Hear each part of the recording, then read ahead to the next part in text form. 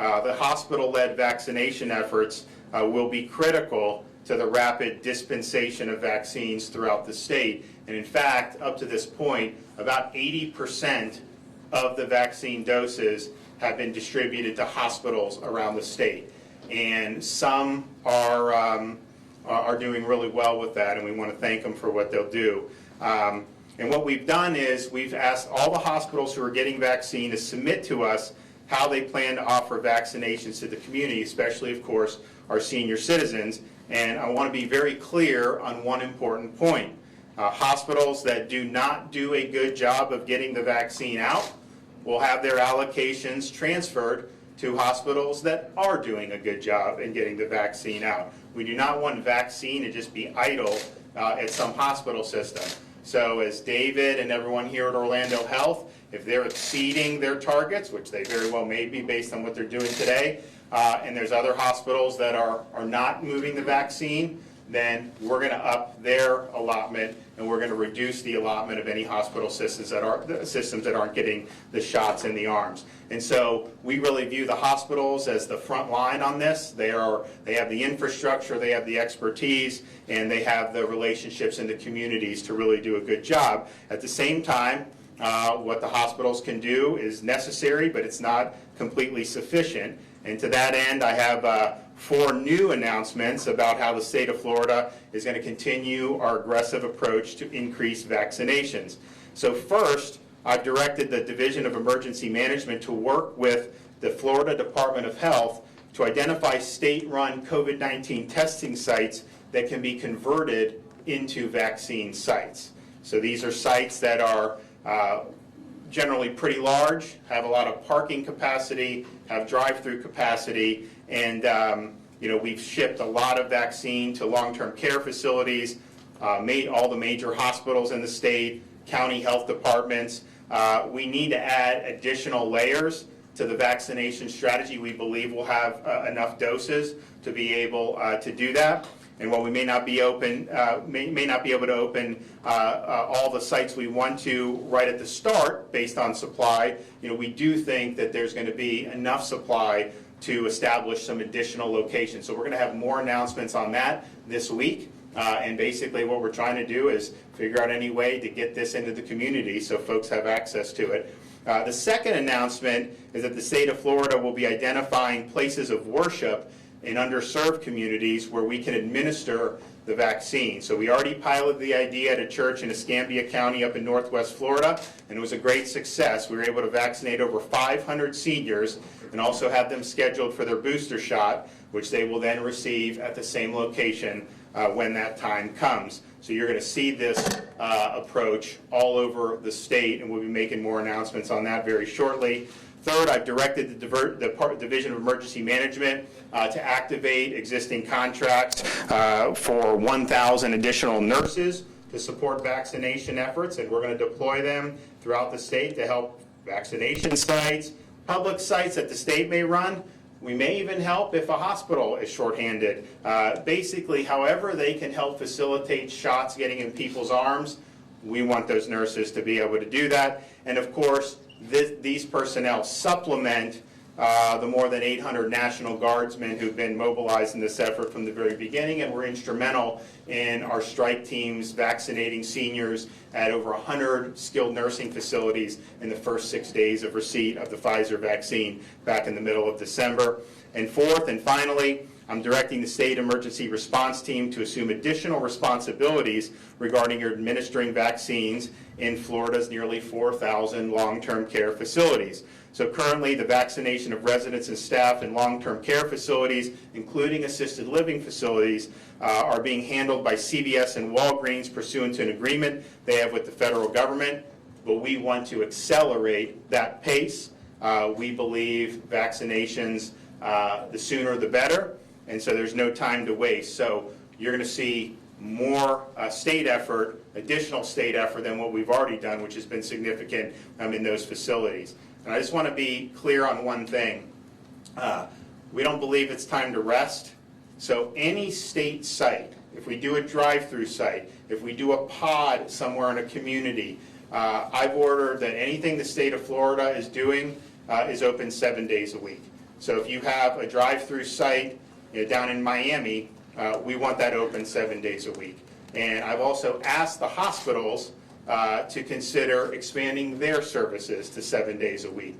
I just think it's going to be easier for people. It'll be more opportunity for people to be able to get in and get vaccinated. And we really view, particularly, these next 2 months as really crunch time. So anything the state's doing, it's going to be 7 days a week. Now, the opening of hospital vaccination sites, along with these 4 new actions, are a timely complement to our first 3 weeks of vaccinations, where we were able to see a lot of great things. Florida was the first state in the nation to begin offering vaccines to staff and residents of our over 4,000 long-term care facilities. We're also the first state in the nation to begin offering vaccines to EMTs and paramedics. And most importantly, we were the first state in the nation to mobilize our county health departments and county emergency managers to begin actively vaccinating seniors in our communities. In the first week, which when we got vaccine in the middle of December, and we only had a handful of hospitals that was given it. Orlando Health was able to be one of those, and they started using it. They were focusing mainly on their staff, particularly people that are in contact with COVID patients, doctors and nurses, and they've had a really good response here. I asked them what percentage of people are doing it, because you hear stories around the country of, most of the nurses don't want it or whatever. Well, here at Orlando Health, they said at least 90% of physicians have taken the vaccine, and about 75% of their nurses have taken the vaccine. So I think those are numbers that are higher than what's being reported in some other parts of the country. Of course, in the first week, once we had word that CVS and Walgreens would not begin vaccinating until another week after the initial doses were received, I directed the Florida Department of Health, Division of Emergency Management, and Florida National Guard to mobilize EMS strike teams to immediately begin offering vaccines to staff and residents of long-term care facilities. We didn't want a week delay, and so they were able to do in just 6 days' time over 100 facilities in 2 heavily senior-dominated counties, Pinellas and Broward, and I think that was really, really good. And now you're going to start seeing all those seniors that first week who got the Pfizer, they're going to be getting their booster shots very soon. And so we're going to continue to focus on that mission. Now, just before Christmas, the state received the first shipment of the Moderna vaccine, which was directed to over 170 hospitals that span the entire state. So most hospitals in Florida received Moderna right before Christmas, and I know they were working on doing their staff. Now, Christmas, New Year's is not the best time to be able to reach all your staff. That's just the way it goes. So they've worked really hard, and we appreciate it, and we understand that the timing, if it was early October, would have been a little bit different. But I think that they've worked really, really hard. We also, during that week, I signed the executive order to prioritize our senior citizens. Now, CDC's initial recommendations in their advisory committee was to not even include seniors at all. They were going to have essential workers, which obviously would not have been the best approach to reduce mortality. There was a lot of blowback about that, and so then they said, okay, do essential workers and then 75 and plus. In Florida, we don't believe that's the best approach for our state. We believe we've got to focus on senior citizens, and so here the seniors are the priority. We don't want a situation where someone's 20 years old working at a grocery store, which is an honorable thing and great, but that person get priority over a 74-year-old or a 73-year-old grandmother. No, we've got to focus on seniors and put our seniors first. And then this most recent week, we were able to send vaccine to every county health department and nearly every hospital in the state. So the vaccine is now available statewide. This was also the week when county health departments began working with local partners to offer vaccines in the community. So right before New Year's, I had the privilege to go down to a senior community called Kings Point down in Palm Beach County, and working with the Palm Beach County Health Department, they were able to administer hundreds of vaccines to residents of the community, all of whom were age 65 or older. It was a good event, and this is the type of thing that we're going to continue to replicate in other senior living communities across the state. Now, as we enter the new year, I think there's a lot of reason for optimism. I mean, I've talked about some of the statistics that you hear what's going on today. I think you're going to see that at hospitals throughout the state. They have all the staff back, everyone's ready, and we're going to really hopefully see a lot of shots going. So I think that we want to continue to see this vaccine administered as quickly as possible. We want to continue to get more and more supplies.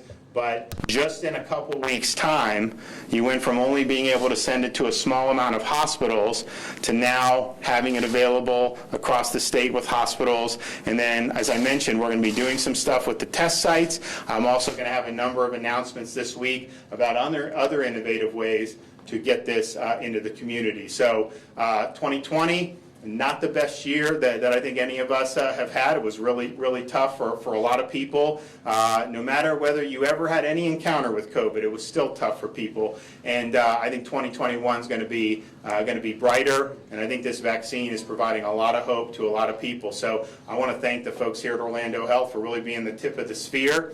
It was great to just peek into the room and see all these folks that are there in line, going to get the vaccine, and we're going to continue the momentum going forward. So I'd like to invite up David Strong to say a few things. Well, thank you, Governor. I want to thank you for your leadership and your continued presence, actually, throughout the entire pandemic. It's been important. I want to introduce the folks that are standing here with me. First of all, Dr. Jamel Hakeem. Dr. Hakeem's the Chief Operating Officer of Orlando Health, as well as a practicing anesthesiologist. And to my right is Dr. George Rawls. He's the Chief Medical Officer of Orlando Health and a practicing ED doctor. And so both of them in their practices interact with patients both who have COVID as well as have received the vaccine. I want to start off by just thanking the Orlando Health team members. Many of the folks that are involved in planning and administering the vaccine are the same individuals that have been caring for patients across this system, whether they're COVID-19 patients or other patients that need care. And so the individuals that really carry the weight every day are continuing to do that. And so it is with sincere appreciation and thanks for our team members and our physicians for their continued amazing work throughout this year and what they will do going forward. Also, just a quick comment on our process for the vaccine. It has been a very purposeful process. As you heard, we started off initially with frontline staff, both from a physician standpoint as well as a clinical standpoint, that take care of patients that potentially or are COVID positive. We've administered about 10,000 vaccines to that population. As you've heard this week, we anticipate that we will have another 20,000 vaccines administered.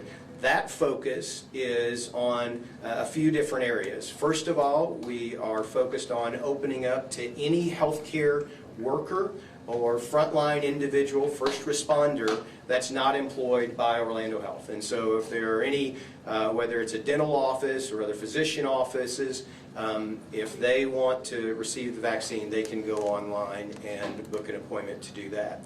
Another area that we're focused on is nursing home and long-term care facilities, as well as assisted living facilities that have not been served yet by the other individuals that are administering the vaccine. We want to be able to help them. And then another area that we have focused on is really our team members, family members that are over 65. And that is a purposeful place for us to focus. One, it's people that we know. Two, as you may have heard, as you've read, one of the greatest weights that frontline caregivers carry is, are they going to give COVID-19 to their families? What impact is that? And so it is a purposeful approach for us to focus on our team members and their loved ones. Next week, the week of January 11th, we will transition from those areas that I talked about to going outside of the hospital. We will open up 6 clinic locations. A few of those will be drive-through, but trying to make that more accessible than trying to come on a hospital campus. And so it will be more of a clinic environment with even an easier scheduling process.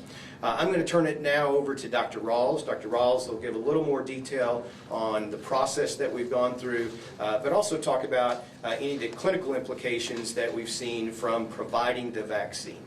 George. Thank you, David and Governor. So we've had a very positive experience so far with our vaccine program. We started the program on December 18th.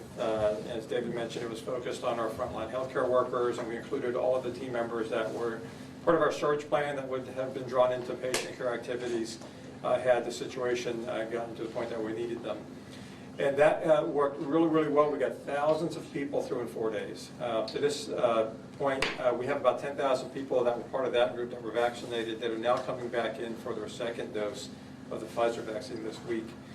As we saw more inventory come in, the Moderna vaccine was in our hands. We were able to expand our vaccination program to a broader group of community health providers, to EMS and fire personnel that didn't have access to it some other way. And now we're into this sort of third phase where we have a sufficient supply to really expand the program out to include those over 65 and over that we can reach out to by way of our team member network. So our goal this week is to get through the 20,000 doses that we had set out, and then continue to work towards a new phase of this come the week of January 11th, where probably the easiest way to describe it is we want to normalize the vaccine process into the regular process of getting your health care, where it's not a special thing you have to do, go to a special site. We want to make this available, something that's very easy to access, and make sure that as the inventory grows, the options grow for us, that we have the ability to make that just, again, easier and more accessible for our patients and for the entire community. So that's our work this week, and we really are hoping to be able to maintain that high volume of vaccination opportunities for the community well into the next few months. As David mentioned, we've had a good response in terms of our team members' interest in this. It's much higher than you've been reading. We've had nearly all of our physicians want it. We've had the majority of our healthcare teams want to get the vaccine, and they've been vaccinated. And probably most importantly, we haven't seen adverse reactions to the point that it's in any way concerning to us. We've had very, very few people report anything. We haven't had team members out of work because they got a vaccine and felt sick. Obviously, there's more to follow. We have a second dose coming up, and we're going to track that very, very carefully. But the reason why I mention that is that's one of the things that holds people back. It's like, what if I get a vaccine and then I can't go to work? You know, at the end of the day, it's possible, but we haven't seen that. And I would just like to reassure those that have that in mind as a reason not to get it now, that our experience on the ground has been very positive on that front. So again, we're looking forward to continuing the strong partnership with the governor's office, with our local public health officials, and make sure that we are able to do for the community what we can do to make sure vaccine is not held on a shelf somewhere, that we're doing, as the governor said, get the shots in people's arms. Well, thanks again. I think that you guys have really worked hard. We really appreciate all that you've done. And just to remind folks, when you have that vaccine in any of the hospitals, we want you to use the vaccine. If you're not using it, then we're going to make sure that additional allotments are going to be reduced and then expanded in places where they're really making good use of it. So. You know, it's not the easiest thing. We understand that, but this is really, really important. So I thank all the folks throughout the state who've worked really, really hard to be at this point. And I'm just optimistic that seeing what's going on here. I mean, I knew they would be doing good, but the numbers that they're talking about today, I mean, is higher than I anticipated. And so that's what we want to keep seeing. We want people to be able to get the shots